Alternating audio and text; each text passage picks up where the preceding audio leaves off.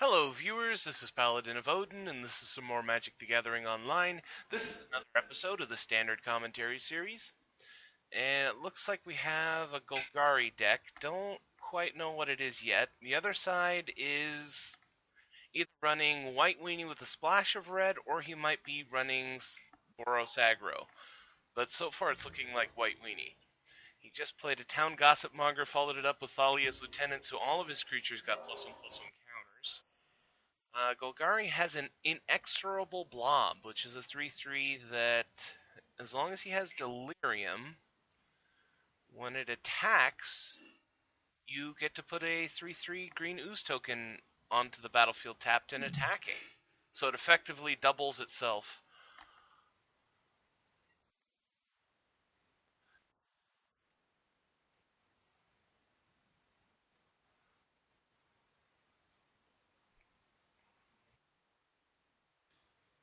Oh, I see.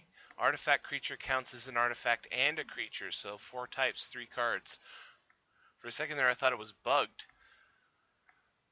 So he Grasp of Darkness to kill off Kithian.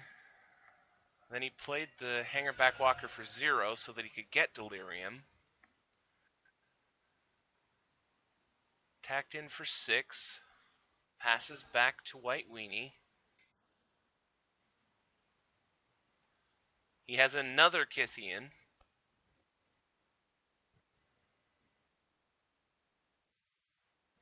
And he's wide open.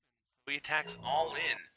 3, 4, 5, 6, 7 damage. So Golgari is down to 8. He does have enough mana to make Kithian indestructible. So he can block. The only problem is that the blob keeps making tokens that are attacking. So he can block 1, but he's still taking 6.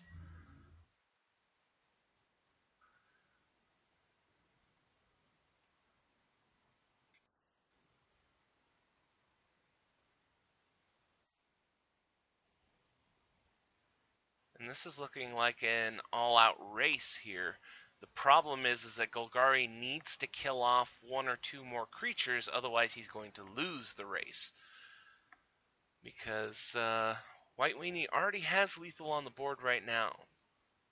3, 4, 5, 6, 7. So technically he only has to kill off 1 creature to survive an all-out attack. But I would want to be safer and be able to kill off 2, or heck, even the whole board. Flaying Tendrils would have been really nice on his turn, because then he could have gotten rid of Town Gossip Monger, Thalia's Lieutenant, and Kithian. Always watching. No response from Golgari. Throws out a Dragon Hunter on top of that, and he concedes. I'm wondering whether he had answers in his hand and he was stuck on 3 mana, or whether or not he didn't have any answers in his hand at all. But, wow, straight into the next game, no sideboarding. I can't imagine that there's a whole lot of sideboard action for White Weenie, really, because their strategy is pretty simple, and I can't see it changing depending on what deck you're facing. You know, the whole idea is throw out a bunch of creatures and then punch them in the face until they die. There's really no room for complex ideas. Golgari, on the other hand, if I was him, I would have sided in some extra creature removal, since that is the big thing that Boros does. So gather the pack. 1, 2, 3, 4. So he found a Hangerback Walker. Inexorable Blob. He's 1 card type short right now. Churn. Top 3 cards of your library into your graveyard, and then return a creature card from your graveyard to your hand. Abbot of Carroll Keep, after a Town Gossip Monger finds a Reckless Bushwhacker. Too bad he's 1 mana short, or that would have been quite a good aggressive attack. Except for the fact that one of his creatures would have definitely died because, +1, +0, and haste is nice, but it's not going to get through a 3/3. Not when your creatures are that small. Hanger Backwalker for 0 to give himself Delirium so he can attack in with the blob. Get his token, so now he has 2 3/3s. And I have to say, it's looking a lot like this guy's deck is centered around Inexorable Blob. So I might just call his deck Golgari Blob. But that's the thing. With the trick of throwing Hanger Backwalker out for 0 so you get 2 types in your graveyard early, this can get out of control very fast, especially against a deck like White Weenie, which really doesn't have a whole lot in the way of dealing with bigger creatures. And actually, since he's playing Abbot of Carol Keep, he's actually running Boros Aggro, so that's 6 damage straight to the face. And Golgari throws down Autumnal Gloom. Boros responds by flipping Incited Rabble. Autumnal Gloom. At the beginning of your end step, if you have Delirium, transform it. Otherwise, it's 1 black, put the top card of your library into your graveyard. So 3 mana, and he got a 4/4 trample hexproof out of the deal. That is one hell of a deal.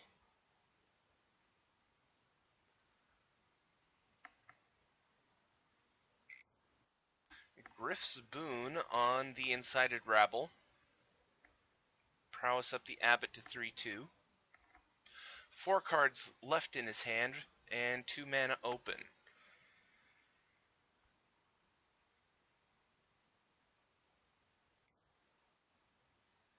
Declaration in Stone to kill off the Inexorable Blob. That was the big threat right there. Attacking in with the 3/3 flyer and the 4/3. Can't block the Incited Rabble. If he blocks 3, they both die. He chooses to take the 7 and go down to 13.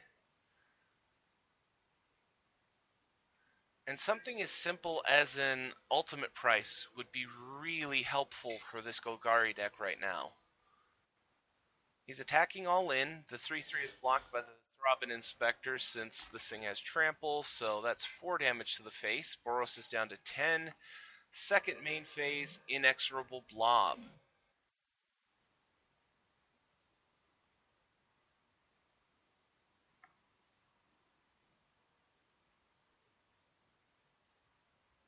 I have to admit, it's looking a lot like this Golgari deck only needs 3 mana total. This costs 3, this costs 3. Gather the Pack is 2. Hanger Back is whatever you want it to be, really. Corpse Churn is 2.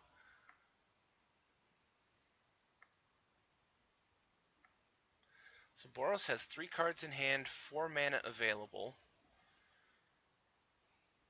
He's got that blob back, so you know he's going to be attacking in with 3 3/3s and a 4/4 trample next turn. You can't kill him this turn.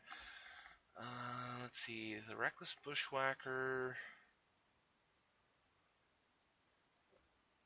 He plays another spell and then surges Reckless Bushwhacker.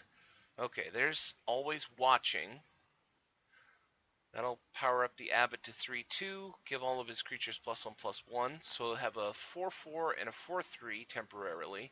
They both have Vigilance. The Incited Rabble will get in for free. And he's going in with the Abbot. It's Vigilance, so if he blocks, they both die. If not, he's got a blocker. He chooses not to block. He takes the 8 damage and goes down to 5. Grasp of Darkness to kill off the Incited Rabble. Too bad he didn't have that last turn. An ultimate price would win him the game right here.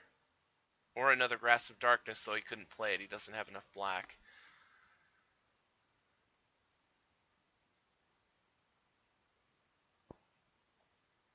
And in this situation, you kind of have to hold back the Ancient of the Equinox, because if you don't have enough blocker, enough protection, the Abbot is going to kill him. Oh, I just realized, if he doesn't block, he's dead. That's 4 plus 6, that's 10. So block the Inexorable Blob, that's a trade. He takes 7, goes down to 3. And this is Boros' last turn. He pretty much needs a board wipe. And you don't typically see board wipes in Boros Aggro or White Weenie, because, they kind of need their creatures to win the game. But I have to say, this is an interesting concept for a deck. It's like Golgari Delirium. I'm wondering if he has very many more Delirium cards, because he's shown how good the Inexorable Blob can be, as well as Autumnal Gloom. And it really isn't hard to get Delirium in Standard right now. I mean, Gather the Pack got him 3 by itself, and that was hitting 3 lands. You're not always going to hit 3 lands. It could have been one more of anything, and he could have gotten Delirium on turn 2. Declaration in Stone from Boros on the Ooze tokens. That'll get rid of them, leave him to deal with a 4/4 Trample Hexproof, which he can't touch directly, but Reckless Bushwhacker. So attack in for 3. That knocks Golgari down to 2. Ancient can trample over for 2, leaving Boros at 1. But he can just man up the... Oh, no, he can just Grasp with Darkness and kill off the Reckless Bushwhacker. I was going to say, he could man up the Hissing Quagmire, and the game's over. So Boros was well and truly handled that game. And I'm really curious about this guy's deck, Golgari Delirium. It's a rogue brew, so it'll go up in that folder, and it'll go out in the main Magic the Gathering folder as well.